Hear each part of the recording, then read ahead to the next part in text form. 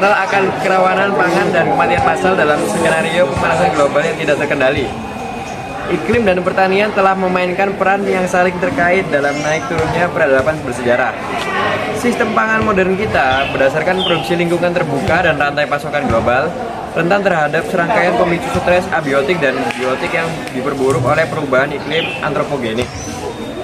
Meskipun terdapat bukti-bukti ini, emisi gas rumah kaca terus meningkat. Lintasan saat ini menunjukkan pemanasan global sebesar 2,0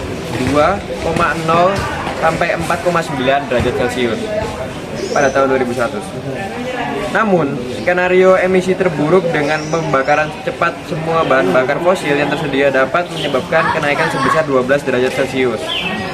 Sekalipun emisi menurun, konsentrasi CO2 di atmosfer yang belum pernah terjadi sebelumnya beresiko memicu titik kritis dalam sistem iklim yang mungkin mengakibatkan pemanasan global melebihi 8 derajat Celcius. Namun, pemanasan global yang tak terkendali yang bersifat spekulatif ini hanya mendapat sedikit perhatian dibandingkan skenario-skenario umum yang berskala rendah hingga menengah.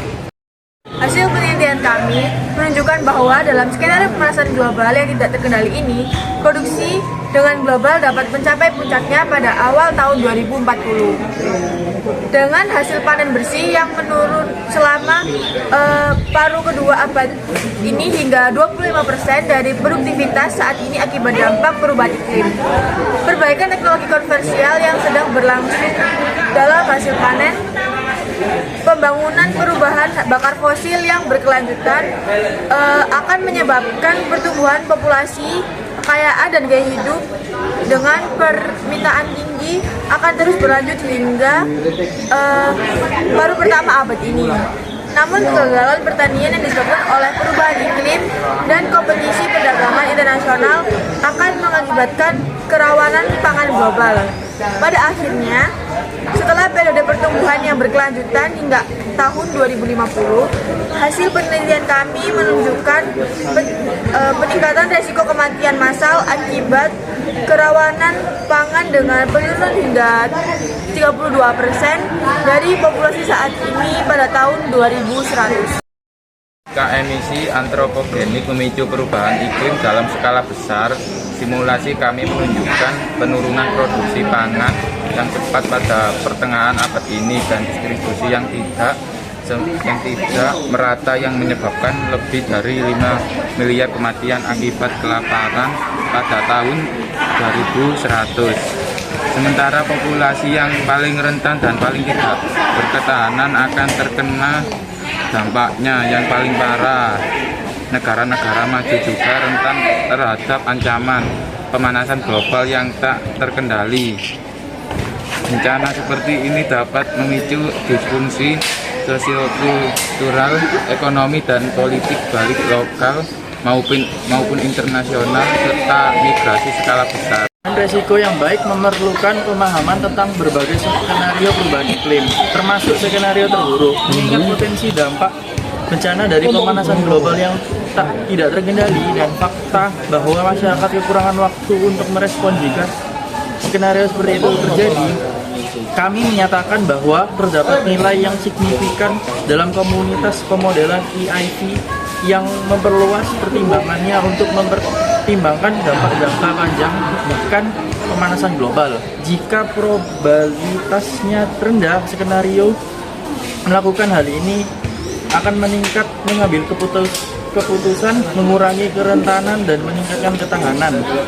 Pentingnya memahami bahwa pemanasan global memberikan dampak yang sangat berbahaya bagi kita jika tidak kita antisipasi sejak dini. Iklim mengacu pada perubahan jangka panjang dan kondisi iklim planet, sedangkan pemanasan global mengacu pada peningkatan suhu rata-rata dalam jangka panjang atau pada PBB 2022 definisi skenario. Perubahan iklim sebagai akibat aktivitas antropogenik bukan fenomena alam, dan pemanasan global yang tidak terkendali tidak mengacu pada efek rumah kaca yang tidak terkendali secara alami. Ketahanan pangan mengacu pada semua orang setiap saat yang memiliki akses fisik, sosial, dan ekonomi terhadap pangan yang cukup, aman dan bergizi, memenuhi preferensi pangan dan kebutuhan pangan mereka untuk hidup aktif dan sehat. atau PAO 2008. Hal ini mempunyai 4 dimensi ketersediaan, yaitu produksi, aksesibilitas, yaitu keterjangkauan, pemanfaatan, yaitu nutrisi, dan stabilitas. Kesimpulan bahaya pemanasan global dari HUDKK tahun 2017 menunjukkan bahwasannya penurunan bersih hasil tanaman pokok global yaitu jagung sebesar 7,4%, setelah itu beras sebesar 3,2%, kedelai sebesar 3,1%, dan gandum sebesar 6%. Untuk setiap peningkatan suhu rata-rata sebesar 1 derajat Celcius.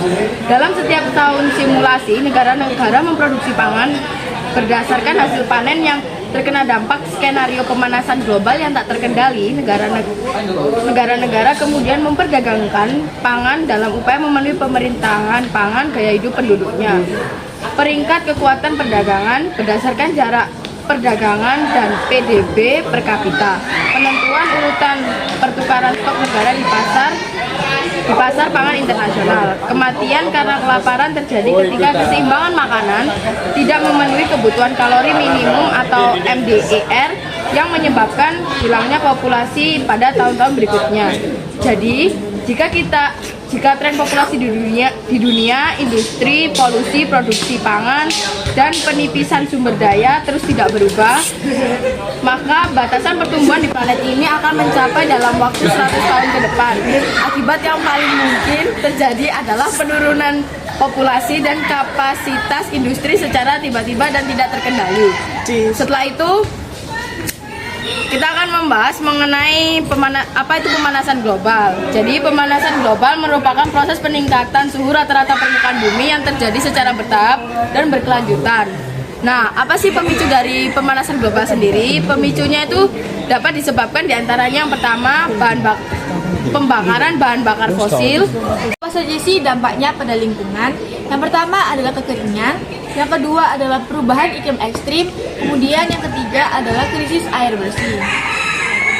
Apa dampak bagi sosial dan ekonomi? Yang pertama adalah kerugian ekonomi, kemudian yang kedua adalah kematian massal. Apa saja upaya sosial mengatasi global warming? Yang pertama ada meningkatkan pendidikan, kemudian yang kedua ada inisiatif pemerintah dan swasta. Kemudian ada tindakan individu. Yang pertama ada mengurangi jejak karbon, yang kedua adalah edukasi dan kesadaran.